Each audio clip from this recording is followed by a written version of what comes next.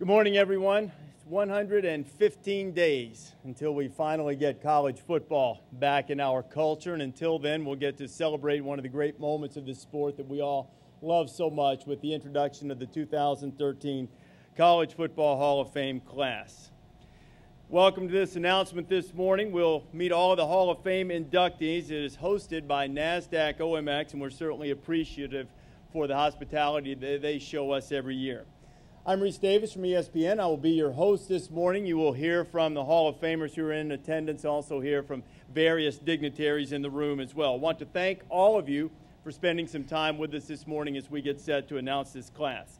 A special thanks to the Football Writers Association of America for being a supporting sponsor of today's event. I'd like to introduce several people in the room who've helped make this possible. The Executive Director of the Football Writers Association, Steve Richardson, is with us this morning. Steve, thank you for being here. Also, the 2013 Burt McGrain Award winner, Dick Hoops Weiss, who for this day will be Dick Gridiron Weiss, or perhaps Dick Scoop Block Weiss, or Dick Screen Pass Weiss, but it's going to be a football term today, Dick, if you don't mind. And also a couple of board members from the National Football Foundation, Bill O'Brien and John Taylor, are with us this morning. Thank you all for being with us as part of this event. Throughout the course of the morning, you will hear from the President and CEO of the National Football Foundation, Steve Hatchell. You'll also hear from the Vice President of NASDAQ, J.R. Mastriani, who will be with us in just a moment. As I mentioned, we'll announce the Hall of Fame class. A couple of guys that you probably recognize will also have a moment or two to speak and share their feelings on this great honor that they'll have. You'll have an opportunity to ask questions of Teddy and Danny when the opportunity arises, and perhaps to some of you, the most important thing that will happen today, lunch will be served at the end of the day.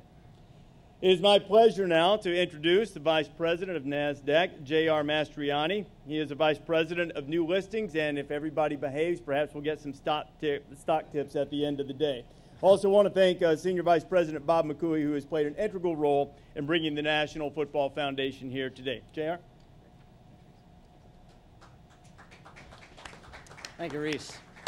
On behalf of NASDAQ OMX, I want to welcome the National Football Foundation and College Hall of Fame and all of the national media in attendance here today. Welcome to NASDAQ OMX Market Site. We're excited to have you with us. There's a strong connection between the lessons learned on the gridiron and the success in the business world later in life.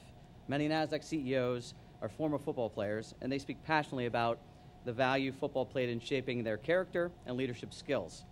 We are proud to be sponsoring this marquee event for the 5th year in a row. We can't wait to learn the names of this year's inductees, so I'm going to turn it back to Reese for the announcement. Once again, welcome. Thanks a lot.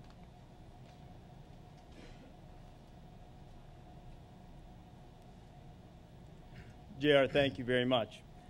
Before we get to the announcement of the Hall of Fame class, I want to introduce to you now the National Football Foundation and College Hall of Fame President and CEO, Mr. Steve Hatchell, a familiar guy to most of you. I'd also like to encourage you all, if you will, go on Amazon.com and buy Steve's new book, The 10 Most Important People in the History of College Football and What I Think of the Other 9. For those of you who know how humble Steve is, that's probably even funnier. Ladies and gentlemen, Mr. Steve Hatchell. This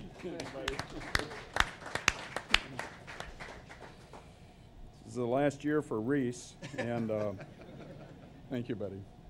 In all seriousness, great to have you with us, Reese. You have to know we do a ton of things during the course of the year, and anytime we call Reese to pitch in to help us, he just elevates everything that we do, so thank you for your friendship. We sure appreciate it. JR, thank you. It's wonderful to be back at NASDAQ, and special to be here. On behalf of Archie Manning, our great board of directors, welcome to all of you, and we're very humbled by the opportunity to showcase these marvelous members of the class 2013 in the Hall of Fame, and so it's just terrific to have you here. The tough part about this for us today is that this is a room full of friends, and you've all heard our pitch and our story, and so it's just great to have you here. A couple of people that I'd like to do a special shout out to. Here, Ben Baker of ESPN.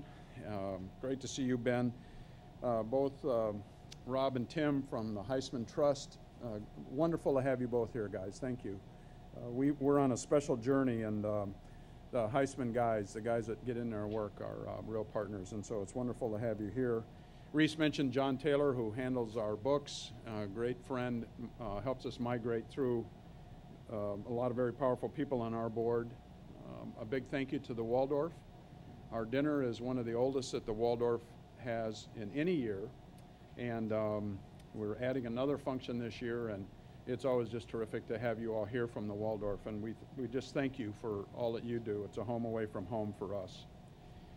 For all of you who don't know, a little background on the Football Foundation, and I think it's instructive that we point this out all of the time because we've been entrusted, and we have a lot of our staff members here, we've been entrusted to do things, to be kind of a caretaker for the game.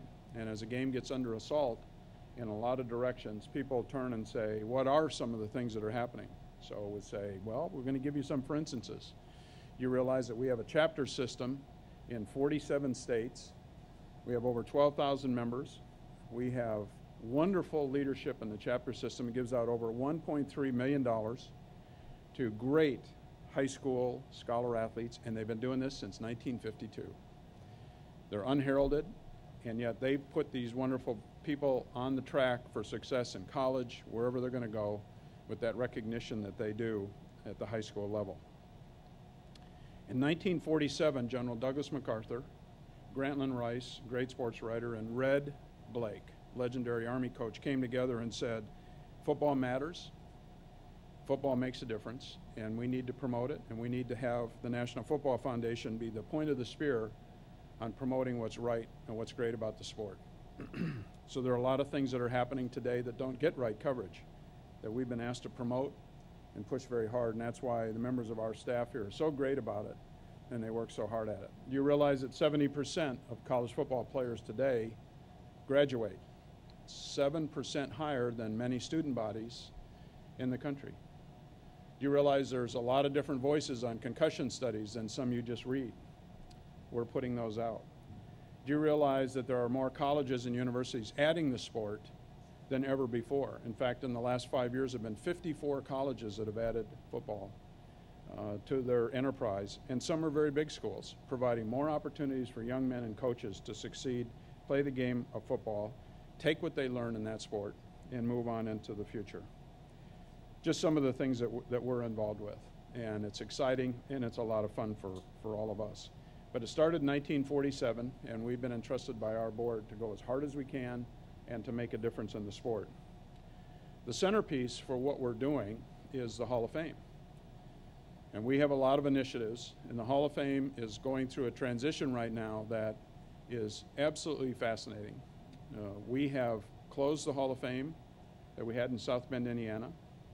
We were there for 18 years, and we're building a new one. It's not just a Hall of Fame, it's a celebration of the game. And we have a wonderful platform that we had in South Bend. It was terrific. But we have one that we think takes far greater precedence, and it's a real look into the world of football, not just its history, but what's happening today and what's it going to look like in the future. And we're very fortunate on that, and we'll talk a little bit more about that. Our newest inductees today come from the nominations throughout the foundation, where we start with 1,500 candidates in any year that goes back 50 years. We then send out ballots.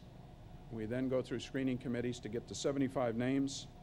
From the 75 comes a class of 12 players and 2 coaches. We'd like to thank all of the time the National Football Foundation members for their vote and their support of college football, because in those 9 regions of the country, they know the guys that play the game. We don't just take them from one part of the country, we take them from border to border and coast to coast. And we try to be reflective of that in our Hall of Fame class, that it's from all the schools in the country that play the great game of football. We want to thank Gene Corrigan, the chairman of the Honors Court, who is maybe as good a chairman as you could find for a venture like this that's ever lived. Thoughtful, careful, works extremely hard, wonderful person who's been around the game for a long time, and he does a marvelous job. And the whole Honors Court is terrific. And we lean on him hard. We make him come in and spend a lot of time. The books that Hillary Jeffries in our office puts together on the Hall of Famers is unbelievably detailed, and these guys have to go through it. And they know what we've done in the past, and they know where we want to go So these guys that we put in the Hall of Fame aren't here by mistake. They come with a lot of care and a lot of concern. We'd like to point out that there's been 4.8 million young guys that have played football since 1868 when the sport started. To get to the College Football Hall of Fame, we think is a pretty difficult process. You have to be a first-team All-American.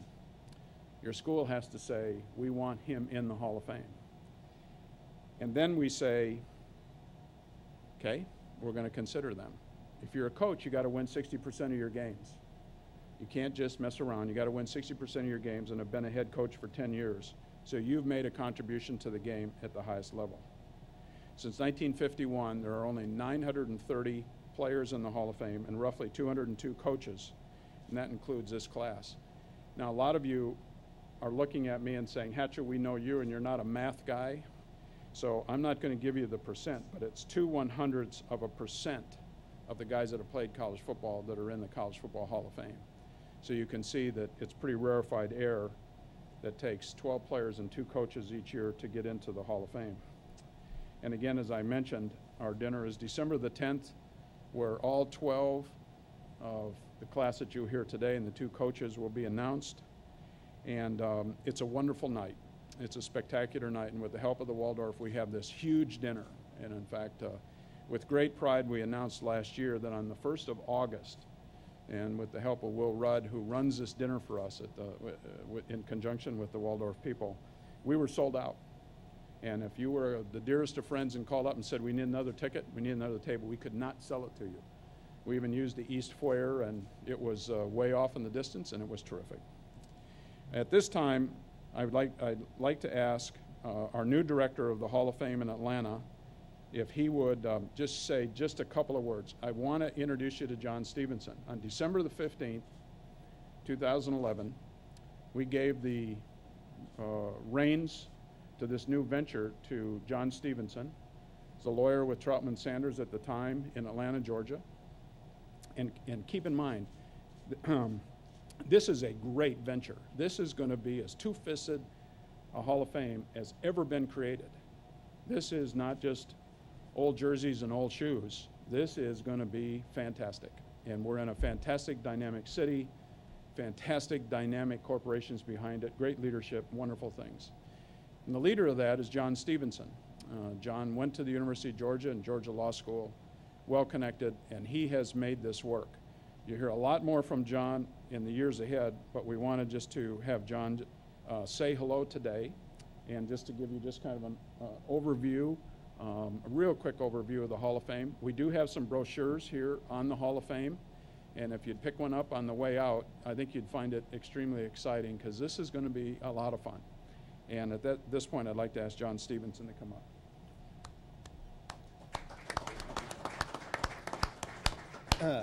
Thank you, Steve, and thanks for everybody being here. It's an honor to share the stage with Teddy and Danny. I'll be real quick because I know you want to hear from them and not me, but here's what's going on in Atlanta. We broke ground on January 28th of this year in downtown Atlanta in our Centennial Olympic Park Tourism and Business Travel District. We're under construction building a 95,000 square foot facility that will have event space and meeting space and lots of college football exhibitry and interactives. And most importantly, it will be the new home of the College Football Hall of Fame. We're on track to be open in August of 2014 in time for that football season. In the meantime, lots happening, and wish us well. If you're not familiar with the site, as a native Atlantan, I'm totally biased, of course, but I would challenge anyone to find a better 2.7 acres in the country on which to build the College Football Hall of Fame.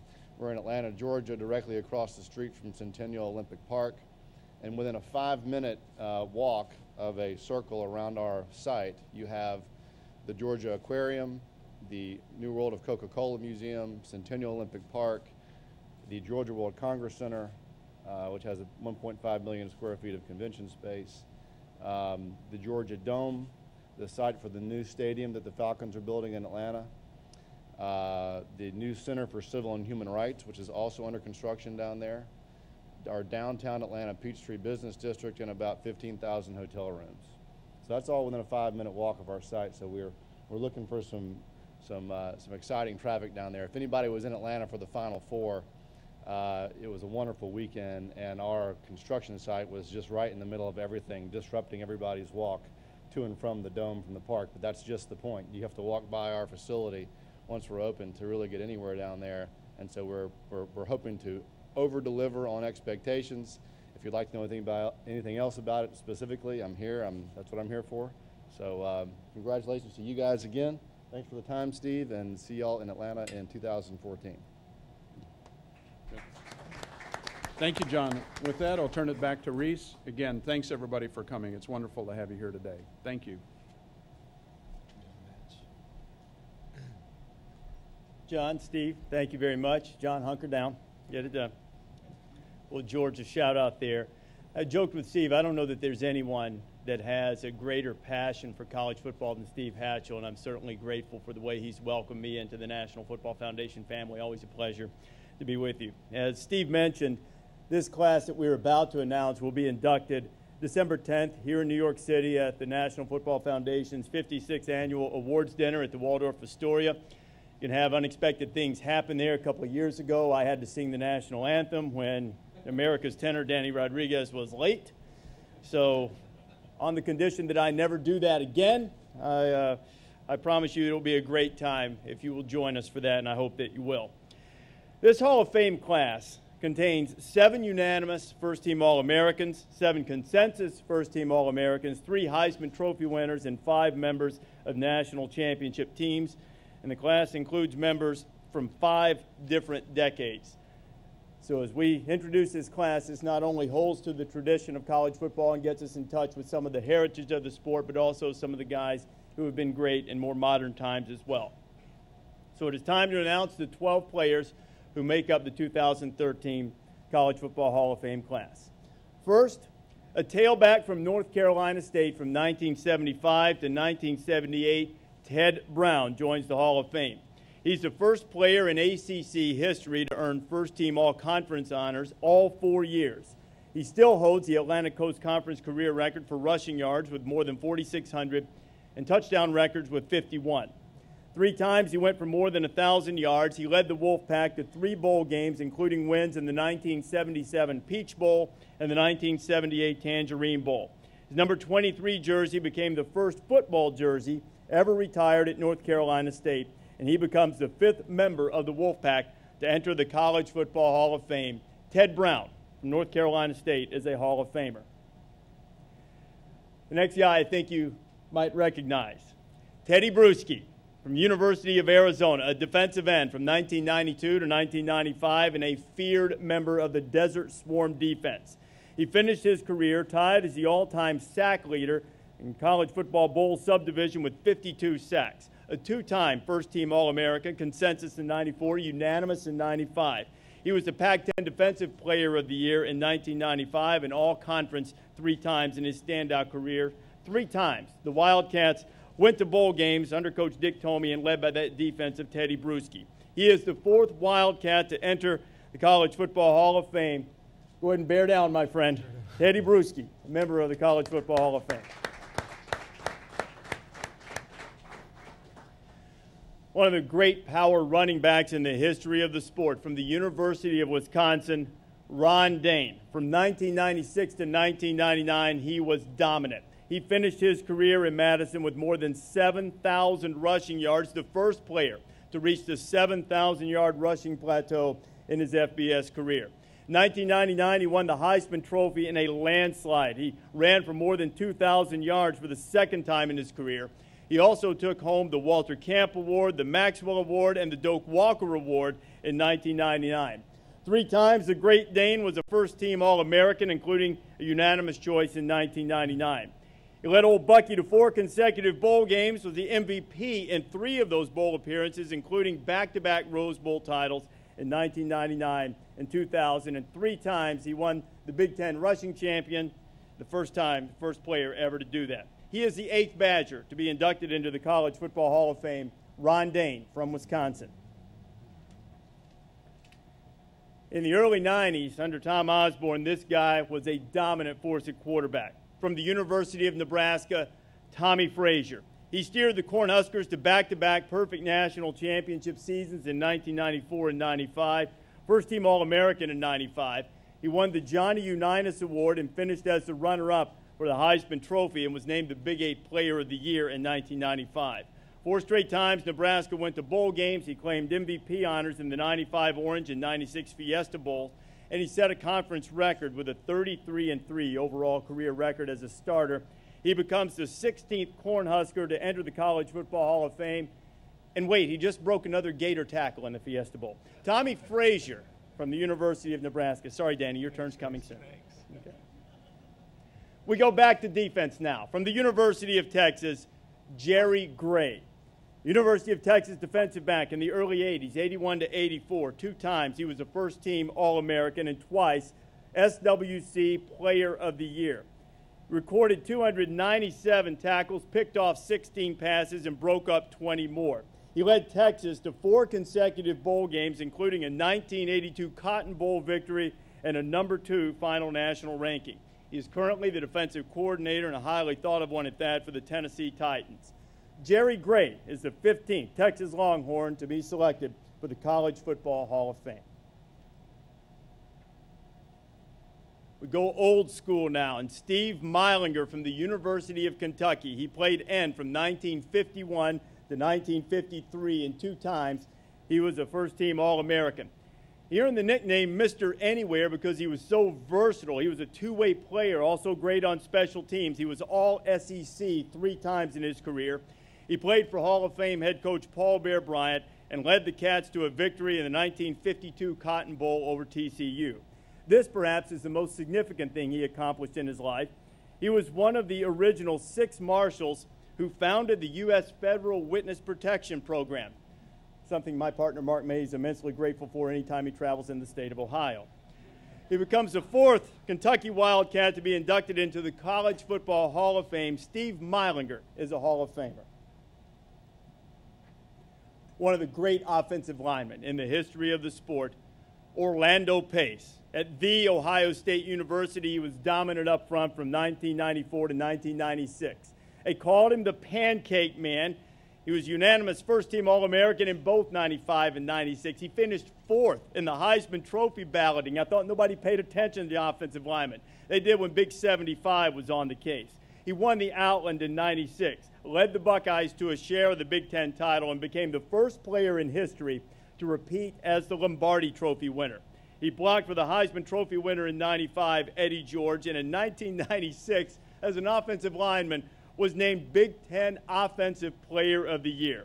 Orlando Pace becomes the 24th Buckeye to be inducted into the College Football Hall of Fame, the great tackle, Orlando Pace. In the early 70s, Oklahoma had a number of stars, and none were better on defense than Rod Schote. Twice named a first-team All-American, consensus in 73, unanimous in 74. He guided the Sooners to a perfect 11-0 season in the national championship in 1974. During his career, the Sooners won 29 times, lost only 4, and tied once, and never finished outside the top 3 in the final polls.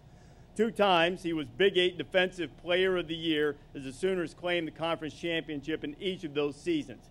He led OU in tackles 3 straight years and currently ranks 6th in school history with 420 tackles. Rod Schote died on October 4th, 1999, but the memory of his greatness on the gridiron as a Sooner lives on with us, and his memory will be permanent in the College Football Hall of Fame. Rod Schote from Oklahoma, the 20th Sooner to enter the Hall of Fame. This guy in the Big Ten was a veritable tackling machine. Percy Snow from Michigan State, 1986 to 1989. He made history as the first player in college football to win both the Butkus and Lombardi trophies in the same season. He was a unanimous first-team All-American in 1989 and led Old Sparty in tackles 3 consecutive years and still ranks 2nd all-time at Michigan State with 473 tackles.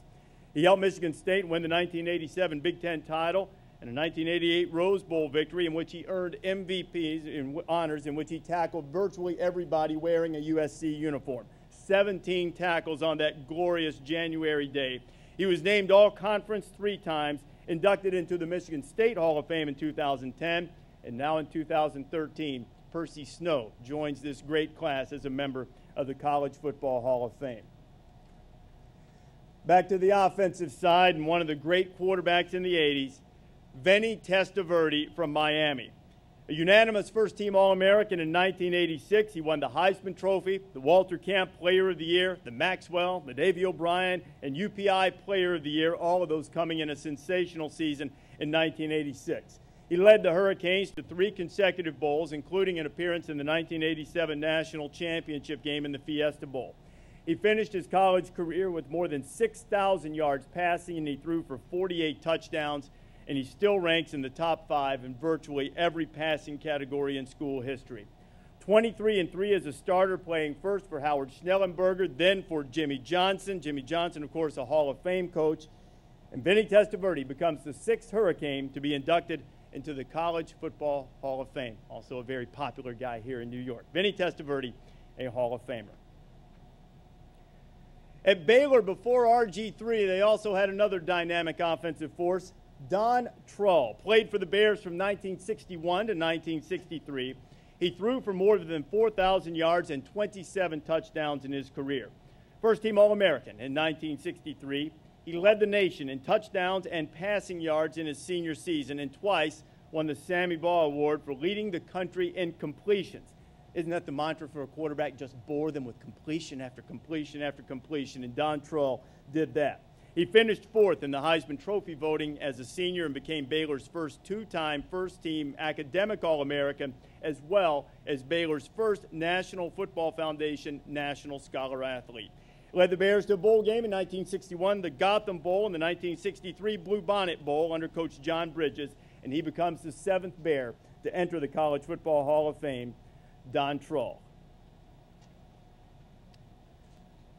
Perhaps last to be introduced among the players, but first among the legendary quarterbacks in Florida history, our good friend Danny Wuerffel. From 1993 to 96, Danny Wuerffel epitomized Steve Spurrier's fun and gun offense.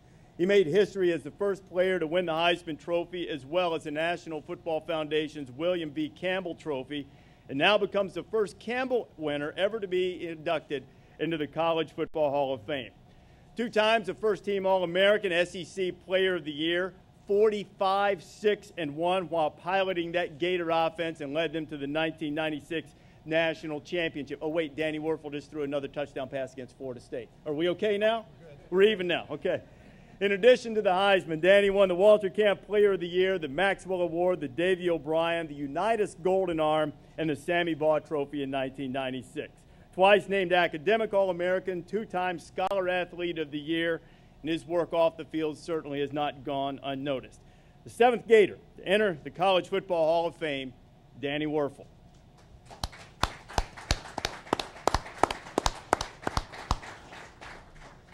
Those are the 12 players in the class. 2 coaches also will be inducted into the College Football Hall of Fame. First, Coach Wayne Harden.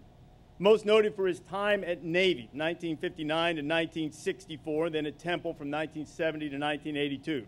Wayne Harden posted a record of 118 and 74, but perhaps he is most noted for coaching Navy's only 2 Heisman Trophy winners, Joe Bellino in 1960, Roger Staubach in 1963.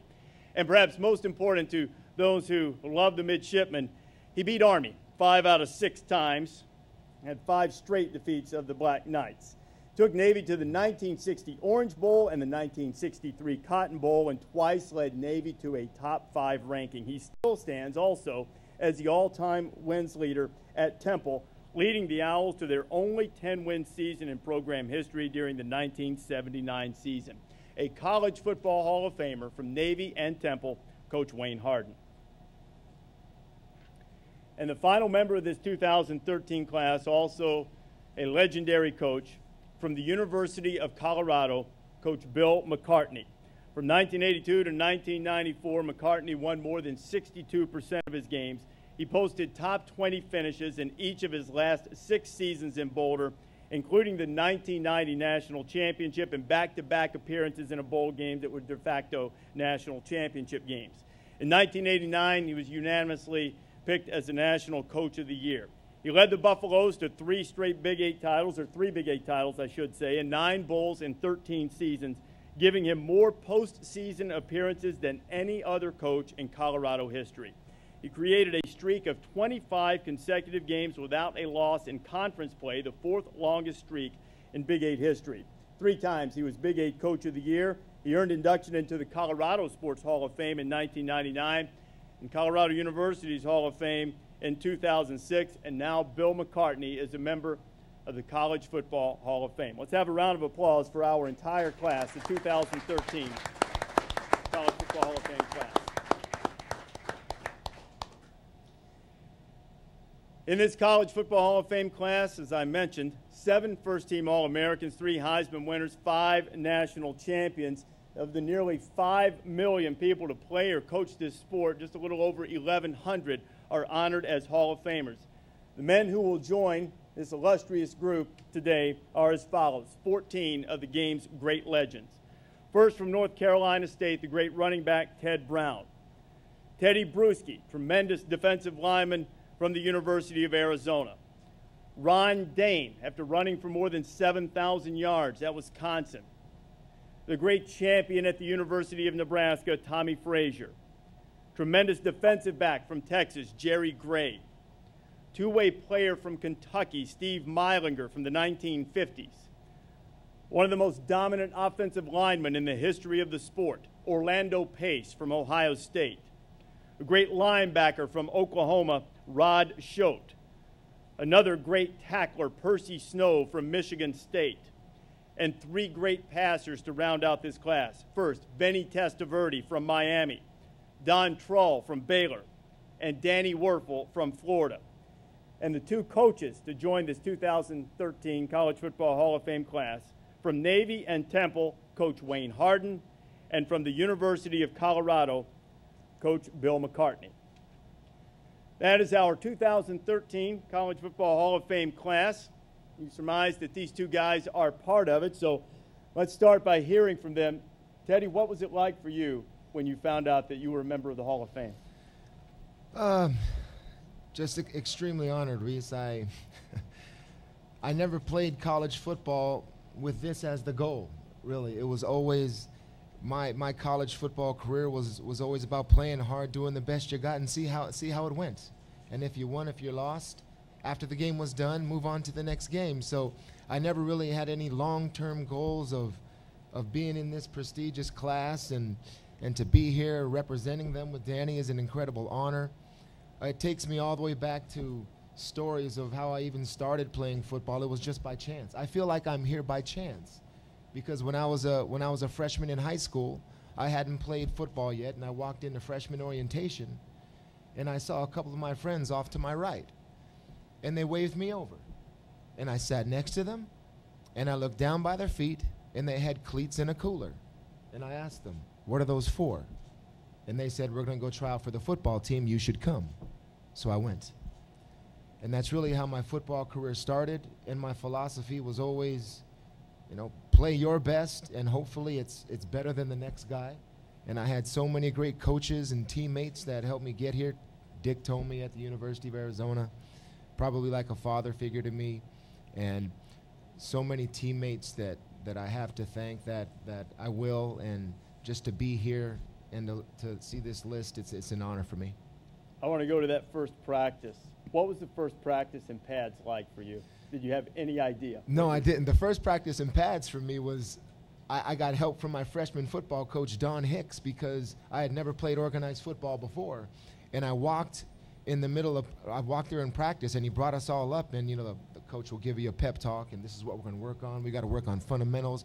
We're going to do some conditioning. Okay, and then now he clapped in and said, break into your positional groups. And I didn't know where to go.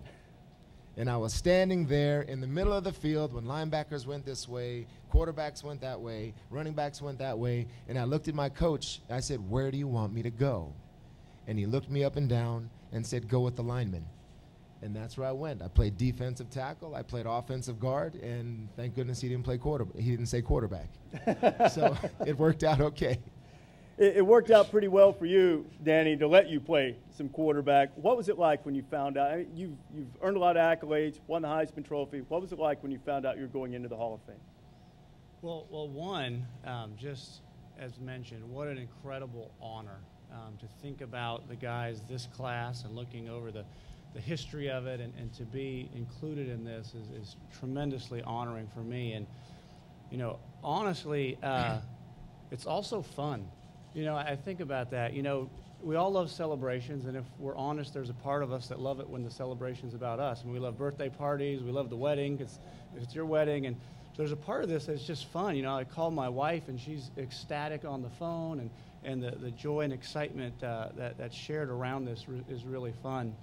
You know, as I reflect on it, though, you asked me how did I feel, and usually I can share what I think. You know, guys, we don't never know what we're feeling anyway, so it took me a little bit of time to think about it. In fact, in our house, we have 3 small kids, and we have these little teddy bears, and they help everyone figure out what they're feeling. So I thought, what would my teddy bear say to me about this? And literally, Dr. Phil, all of a sudden. Oh dear, sorry. But honestly, when I think about it, I get connected with the emotions of playing college football, of playing for Coach Spurrier, of playing with my teammates, and being at the University of Florida, and the relationships around that. And I'm so grateful. You know, I mean, obviously, when you look at a list like this, there's people that were a lot of God-given talent, worked really hard, but all of us should know that for this to happen, there's so many countless other people that played a part in this story for us. And so I'm just so grateful for all the different pieces and parts, and really moved when I think about that, and thankful for what college football has meant in my life, and then what it has allowed me to do and help other people. And so it's, you know, it's honored, it's fun, but I think for me it's also moving as I think about these things. We heard Teddy say when he first started playing football, he didn't know where to go. Probably at that moment could not have imagined being a Hall of Famer. Give me a moment at Florida under Coach Spurrier when you never would have thought you would wind up being a Hall of Famer. Well, there's a few moments where I just didn't know if I'd ever be back on the field, you know, in that sense. But you're so focused on what's going on. And early on in my really the first game I played in, it was the second game of the season, the starter had thrown a few interceptions, so he just put me in the second quarter. My first pass was intercepted. Pulled me back out, put him in. He threw a few more, so in the fourth quarter we're down. He put me back in, and we went and scored a touchdown, and I went back in and threw 2 more interceptions in a row. And so it was that moment, like, I mean, he was looking up and down, and if Teddy would have been there, he may have put Teddy in at quarterback, literally.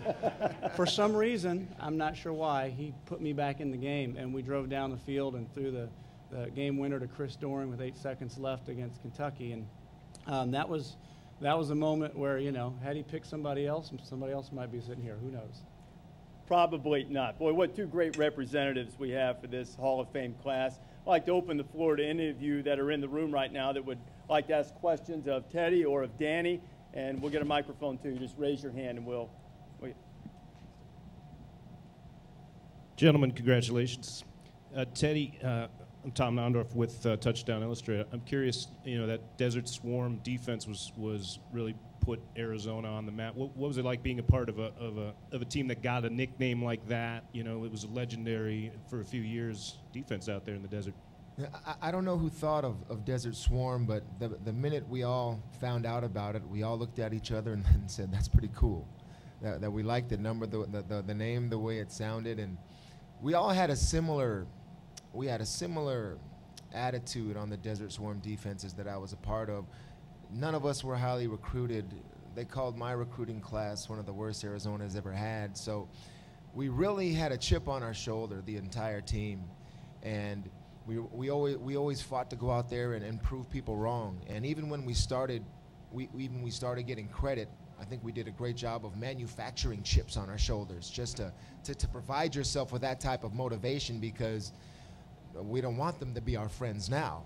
You know, we just want to go out there and keep proving people wrong. But Rob Waldrop, Brandon Sanders, so many great players that came through there that I know Rob made the Hall, was here a couple years ago. So many of those other players like Brant Boyer, Chris Lopez, Charlie Camp, Jim Hoffman, Ty Parton, a lot of guys no one's ever heard of. You know, but when we played together, everybody heard of us. You know, and that was the thing. And that's what made us special, and what made it so proud that we really came out of nowhere. And I remember when my true freshman year, we went up to Washington and we lost 54-0. to, I think that was the eventual national championship. I remember Steve Entman being on the field and thinking, how this guy is big. Seeing him out there, and then coming back to us in '92 in Tucson, and we beat them when they were the #1 ranked team in the country, and it was all about us proving people wrong. So all of those guys playing together, we felt we were unstoppable. It was our attitude that made us successful. Next question for Danny or for Teddy. Yes, here.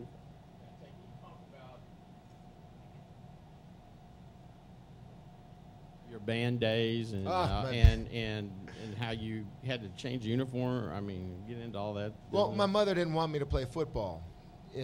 Growing up, I was in the band. I grew up in the boys' choir. Growing up in San Francisco, got to play the clarinet, the alto saxophone. So I was very musical.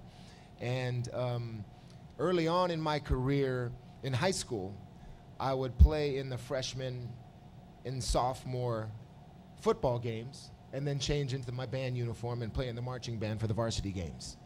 And that was really who I was, because my mother wanted me to have music in my life, and I had to do a quick change, didn't shower after the game, because I had to do a quick change, and we had to march in.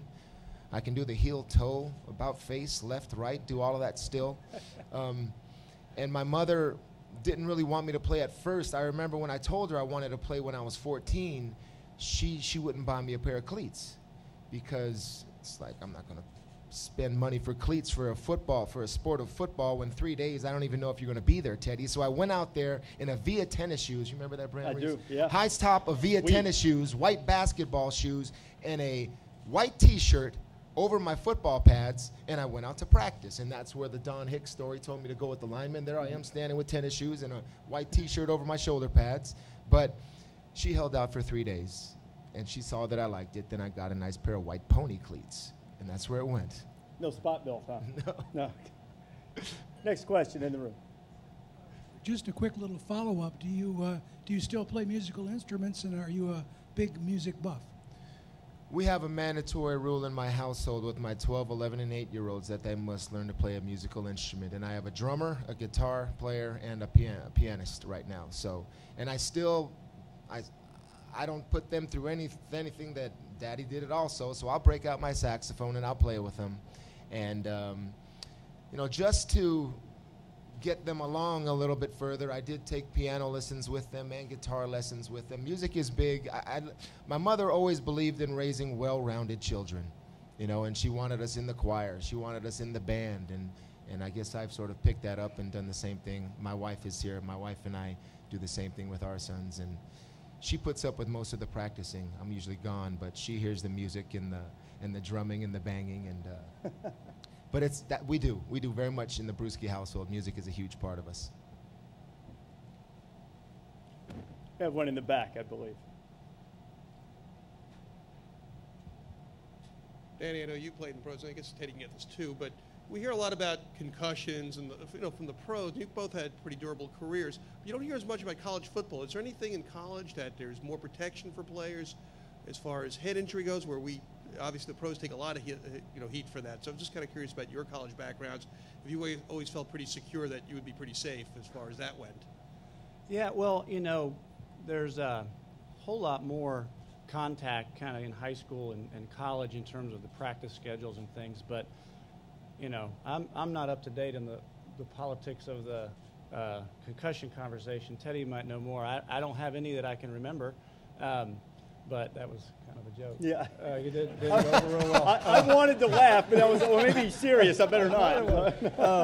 But, you get your bell rung a lot. You just really, back then you weren't sure if it was a concussion or something like that. But it's a concern, and I know that it's being taken very serious at all the different levels.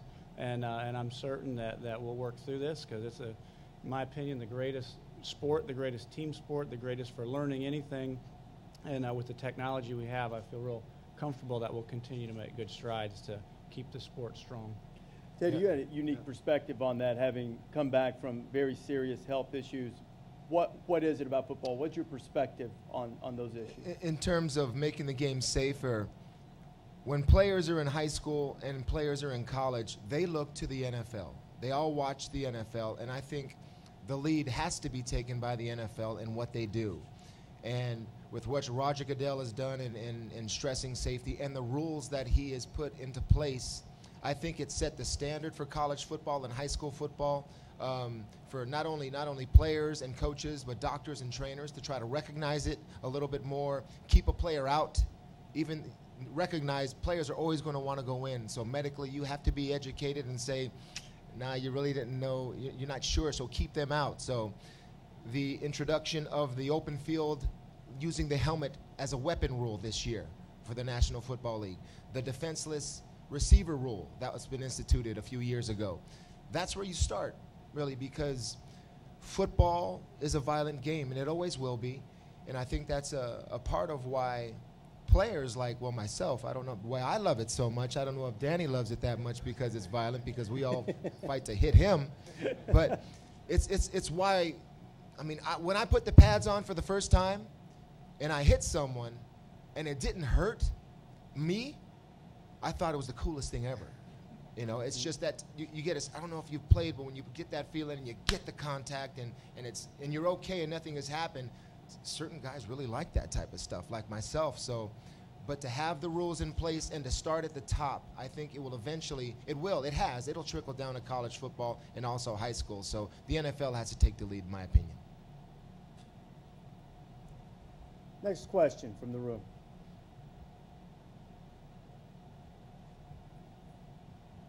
Danny, is there a game that if you could relive it again, you would? A particular college game I'm thinking about. Most of my NFL ones, I would.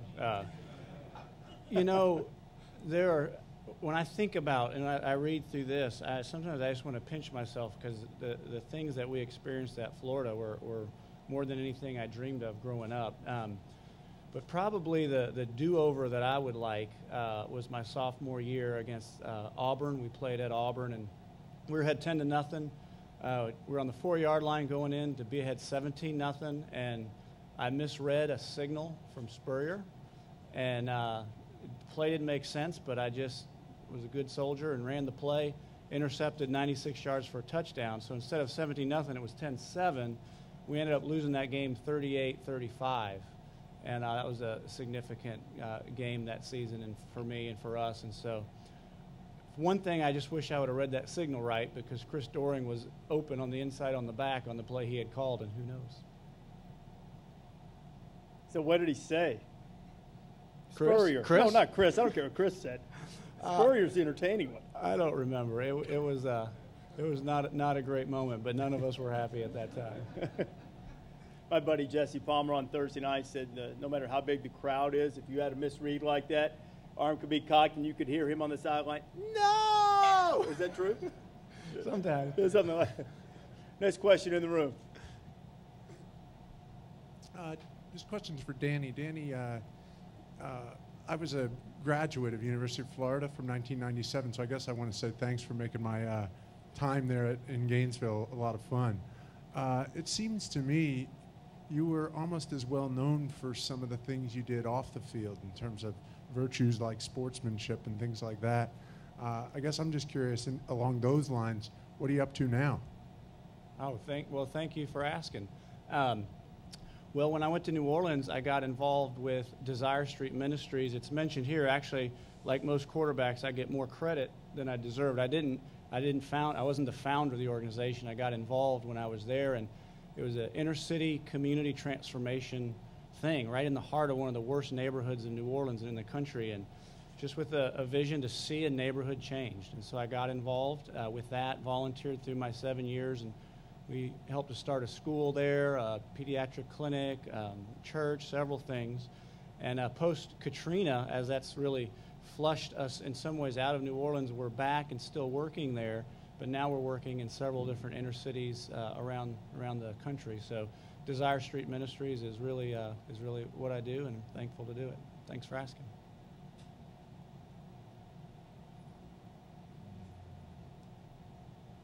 Anyone else? I think these guys will be available if you want to chat with them briefly afterwards. Congratulations to all 14 members of our 2013 College Football Hall of Fame class. want to especially thank Teddy and Danny for being here, and thank the Football Writers Association of America for their role as a sponsor in the event. Also like to thank NASDAQ once again, JR, I don't know why I keep saying that, J.R. Mastriani and Senior Vice President Bob McCooey for their support in hosting the event today. Thank all of you for coming, everybody watching the digital broadcast on ESPN3 provided by XOS Digital. The release is available. Just go to www.footballfoundation.org. And I'd like to invite all of you now to join us for lunch. Thank you for coming.